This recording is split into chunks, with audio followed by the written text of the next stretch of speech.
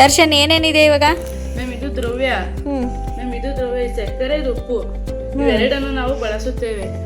ಯಾವುದು ಒಂದು experiment ಮಾಡ್ತಿದ್ರಾ yes ma'am. ನೀನು ವರ್ಷಿನಿ ಸೇರ್ಕೊಂಡು? ಈಗ ಉಪ್ಪನ್ನ ನಾವು ದ್ರವ್ಯ ಅಂತೀವಿ, ಸಕ್ಕರೆನೂ ಕೂಡ ದ್ರವ್ಯ ಅಂತೀವಿ. ಓಕೆ. ಇಲ್ಲೇನಿದೆ? ಇದು ನೀರು, ಇದನ್ನ ನಾವು ದ್ರಾವಕ ಅಂತೀವಿ. ಈಗ ಏನು ಮಾಡ್ತೀರಾ ಇಬ್ರು ಅಲ್ಲಿ? ಉಪ್ಪನ್ನ ನೀರೊಳಗೆ ಹಾಕಿ ಕರಗಿಸ್ಬೇಕು.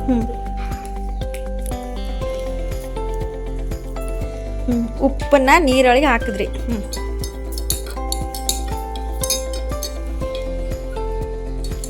ಎಲ್ಲಾರ್ಗೂ ಕಾಣಿಸ್ತೈತಾ?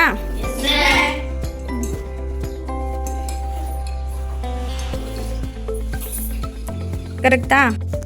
ಈಗ ಇದ್ರಲ್ಲಿ ಏನೇನು ಸೇರಿದೆ? ಉಪ್ಪು, ದ್ರವ್ಯ ಮತ್ತೆ ನೀರು, ದ್ರಾವಕ ಸೇರಿ ಎರಡು ದ್ರಾವಣ ಆಗಿದೆ. ನೋಡಿ, ಎಲ್ಲಾರ್ಗೂ ಗೊತ್ತಾಯ್ತಾ ಈಗ? ದ್ರವ್ಯ ಮತ್ತು ದ್ರಾವಕ ಎರಡು ಸೇರ್ಬಿಟ್ಟು ಏನಾಗುತ್ತೆ ಅಂದ್ರೆ ದ್ರಾವಣ ಅಂತ ಅನ್ಸ್ಕೊಳ್ಳುತ್ತೆ. ಫಸ್ಟು ಇಲ್ಲಿ ದ್ರವ್ಯ ಯಾವುದು? ಉಪ್ಪಾಗಿತ್ತು, ದ್ರಾವಕ ನೀರು. ಹೌದಾ? ದ್ರವ್ಯ ಮತ್ತು ದ್ರಾವಕ ಸೇರ್ಬಿಟ್ಟು ದ್ರಾವಣ ಆಯ್ತು. ಗೊತ್ತಾಯ್ತಾ? ಇಂಗ್ಲಿಷ್ ಅಲ್ಲಿ ಅದನ್ನ ಏನಂತ ಕರೀತಾರಂದ್ರೆ ದ್ರವ್ಯನ ಸೆಲ್ಯೂಟ್ ಏನಂತೀವಿ? ಸಲ್ಯೂಟ್ ಅಂತೀವಿ. ಆಮೇಲೆ ದ್ರಾವಕನ ಏನ್ ಕರಿತೀವಿ? ಸಾಲ್ವಂಟ್ ಅಂತ ಕರಿತೀವಿ. ಎರಡು ಸೇರಾಗಿರೋ ದ್ರಾವಣನ ಏನಂತ ಕರಿತೀವಿ ಅಂದ್ರೆ ಸೊಲ್ಯೂಷನ್ ಅಂತ ಕರಿತೀವಿ. ಏನಂತೀವಿ? ಸೊಲ್ಯೂಷನ್ ಅಂತ ಕರಿತೀವಿ. ಗೊತ್ತಾಯ್ತಾ? ಈಗ ಬರೀ ಉಪ್ಪನ್ನ ಅಂತ ಅಲ್ಲ, ಸಕ್ಕರೆ ಕೂಡ ನೀವು ಹಾಕಿದಾಗ ಕರಗುತ್ತೆ ತಾನೆ? ಹಾಕಿ ನೋಡೋಣ. ಫಸ್ಟು ನೀರೊಳಗೆ ಸಕ್ಕರೆ ಹಾಕಿದ್ರಿ, ಈಗ ಇದನ್ನ ಕರಗಿಸಿ. ಕರಗಿಸಿ ಅದು ಯಾವ ಥರ ನೀರಾಗಿರುತ್ತೆ ಅಂದರೆ ಸಕ್ಕರೆ ನೀರಾಗುತ್ತೆ. ಹೌದಾ? ಸಕ್ಕರೆ ನೀರನ್ನು ಕೂಡ ನಾವು ಏನಂತ ಕರಿತೀವಿ? ದ್ರಾವಣ ಅಂತಾನೆ ಕರೆಯೋದು. ಹೌದಾ? ಇಲ್ಲಿ ದ್ರವ್ಯ ಯಾವುದು? ದ್ರಾವಕ ಯಾವುದು? ಆಮೇಲೆ ದ್ರಾವಣ ಏನಾಯ್ತು? ಸಕ್ಕರೆ ನೀರನ್ನ ದ್ರಾವಣ ಅಂತ ಕರಿತೀವಿ. ಗೊತ್ತಾಯ್ತಾ? ಇಲ್ಲಿ ನೋಡಿ, ಈಗ ಸಕ್ಕರೆ ಹಾಕಿದ್ವಾ, ಇಲ್ಲಿ ಕರಗುತ್ತೆ. ಇದು ಒಂದು ಹಂತ ತಲುಪುತ್ತೆ.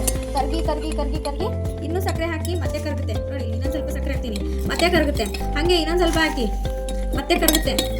ಕರಗ್ತಾ ಹೋಗುತ್ತೆ. ಆದರೆ ಒಂದು ಹಂತ ತಲುಪುತ್ತೆ. ಯಾವಾಗ ಅದು ಸಕ್ಕರೆನ ತನ್ನೊಳಗೆ ತಾನೇ ಕರಗಿಸ್ಕೊಳಕ್ ಆಗಲ್ಲ. ಹಂತಕ್ಕೆ ತಲುಪಿದಾಗ ಅದನ್ನ ನಾವು ಸ್ಯಾಚುರೇಟೆಡ್ ಹಂತ ಅಂತ ಹೇಳ್ತೀವಿ. ಅದು ಇನ್ನೂ ಕರಗಿಸ್ಕೊಳಕ್ ಆಗುತ್ತೆ ಅದರಲ್ಲೇ ಅಂತಂದಾಗ ಅದು ಅನ್ಸ್ಯಾಚುರೇಟೆಡ್. ಹೌದಾ? ಇದು ಇನ್ನೂ ಕರಗಿಸ್ಕೊಳಕ್ ಆಗಲ್ಲ ಇದರಲ್ಲಿ ಅಂತಂದಾಗ ಅದು ಏನಾಗಿರುತ್ತೆ? ಸ್ಯಾಚುರೇಟೆಡ್. ಗೊತ್ತಾಯ್ತಾ? ಸ್ಯಾಚುರೇಟೆಡ್ ಯಾವಾಗ? ಇನ್ನು ಅದರಲ್ಲಿ ಕರಗಿಸ್ಕೊಳಕ್ ಸಾಮರ್ಥ್ಯ ಇಲ್ಲ. ಸಾಲ್ವೆಂಟ್ ಅಲ್ಲಿ, ದ್ರಾವಕದಲ್ಲಿ ಯಾವುದೇ ಒಂದು ದ್ರವ್ಯನ ಕರಗಿಸ್ಕೊಳಕ್ ಆಗ್ತಿಲ್ಲ ಅಂದಾಗ ಅದು ಸ್ಯಾಚುರೇಟೆಡ್. ಅದು ಮುಗ್ದೋಯ್ತು ಅದರ ಕೆಪಾಸಿಟಿ. ಹೌದಾ? ಅದೇ ಅಮೌಂಟ್ ಇರ್ಬೇಕು. ಮತ್ತೆ ಇನ್ನೂ ನೀರು ಹಾಕಿದಾಗ ಮತ್ತೆ ಕರಗಿಸುವ ಶಕ್ತಿ ಬಂದ್ಬಿಡುತ್ತೆ. ಯಾಕಂದ್ರೆ ಅವಾಗ ದ್ರಾವಕದ ಅಮೌಂಟ್ ಹೆಚ್ಚು ಮಾಡಿರ್ತೀರಲ್ಲ. ಹೌದಾ? ಅದು ಇಷ್ಟು ನೀರಲ್ಲಿ ಇನ್ನೂ 1 ಕಿಲೋ ಸಕ್ಕರೆ ಹಾಕಿ ಕರಗಿಸ್ತೀನಿ ಅಂದ್ರೆ ಆಗಲ್ಲ. ಗೊತ್ತಾಯ್ತಾ? ಯಾಕಾಗಲ್ಲ ಅಂತಂದ್ರೆ ಅದರ ಸ್ಯಾಚುರೇಟೆಡ್ ಹಂತ ತಲುಪಿರುತ್ತೆ. ಗೊತ್ತಾಯ್ತಾ? ಇವತ್ತು ಏನೇನು ಕಲ್ಕೊಂಡ್ರಿ? ದ್ರವ್ಯ ಅಂದ್ರೆ ಏನು, ದ್ರಾವಕ ಏನು, ಆಮೇಲೆ ಸ್ಯಾಚುರೇಟೆಡ್ ಹಂತ ಅಂದ್ರೇನು, ಅನ್ಸ್ಯಾಚುರೇಟೆಡ್ ಹಂತ ಅಂದ್ರೇನು ಗೊತ್ತಾಯ್ತು.